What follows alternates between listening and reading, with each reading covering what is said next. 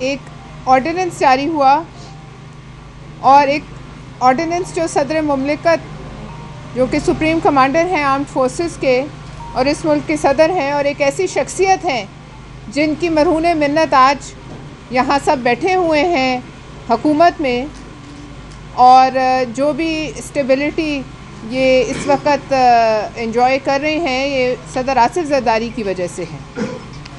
لیکن مجھے سمجھ نہیں آتا کہ ان کو کون یہ مشورے دیتا ہے کہ صدر آصف زرداری کو بھی دھوکہ دیا گیا اور ان کے ساتھ بھی باریک واردات ڈال دی گئی۔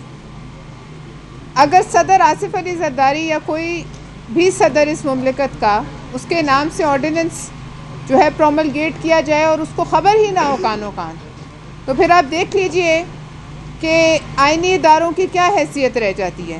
ہمیں کہا ضرور گیا ہے کہ یہ غلطی سے ہو گیا، لیکن اگر ایسی غلطیاں اور دو چار ہوتی رہیں تو خدا نہ خواستہ کوئی ایسی غلطی نہ ہو جائے جو ہم سب کے گلے پڑ جائے۔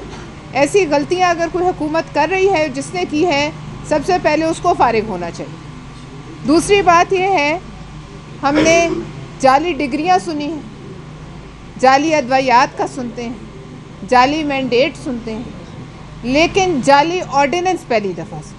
تو جعلیات کی دنیا میں یہ ایک بڑی نئی ایجاد ہے اور اس کا جو کریڈٹ ہے وہ ہم اس حکومت کو ضرور دیتے ہیں، اور ہم یہ کہتے ہیں کہ آئندہ کے لیے اس فیکٹری کو بند کیا جائے۔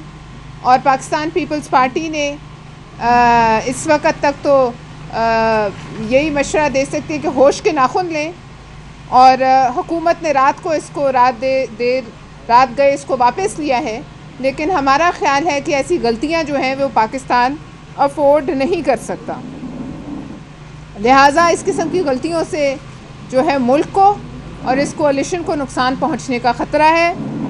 جو بھی یہ غلطیاں کرتا ہے اس کو اپنی صفوں سے نکال کے باہر کریں، اور اس قسم کی غلط ایڈوائزروں کی وجہ سے جو آپ کی کل رات کو جو حکومت کی ساکھ کو نقصان پہنچا ہے اور ان کی نیت پر بھی شک کیا جا رہا ہے، اس قسم کی جعلی آرڈیننسز کی جو فیکٹری ہے اس کو بند کیا جائے۔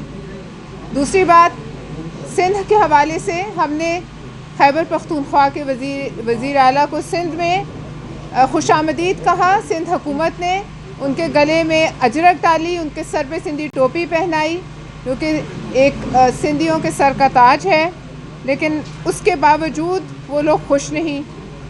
ادھر صرف میں آپ کو ایک کلیریفیکیشن دینا چاہتی ہوں تاکہ لوگوں کو اس دن میں جو تھوڑی بہت کنفیوژن ہے ختم ہو کے، سڑک کے اوپر وہ جلسہ کرنا چاہ رہے تھے۔ باغ جناح ایک بہت بڑا وینیو ہے، اس کو بھرنا شاید ممکن نہیں ہو رہا تھا، اور اس کے لیے 12 دن پہلے CTD نے حکومت سندھ کو دہشت گردی کی ممکنہ کارروائیوں سے آگاہ کیا ہوا تھا۔ SSU کا ایک پورا جو اسکواڈ ہے وہ ان کے ساتھ چلتا رہا، اور جس سڑک پہ کہتے ہیں ہم 7 گھنٹے وہاں پھنسے رہے، اس سڑک پہ اکثر ایک آدھ ٹرالا بھی پھنس جائے تو وہ سڑک پہ ٹریفک جیم ہو جاتی ہے۔ لہٰذا ہم نے تو ایک روایات کو جو ہے وہ ملحوظ خاطر رکھا اور ایک اچھا جیسچر دیا، لیکن اس کے بدلے میں جیسے کہ چودھری صاحب نے کہا، وہاں کھڑے ہو کر اگر آپ ہماری لیڈران کی پگڑیوں پہ ہاتھ ڈالیں گے تو اب اتنے گئے گزرے ہم بھی نہیں ہیں۔ بہت شکریہ۔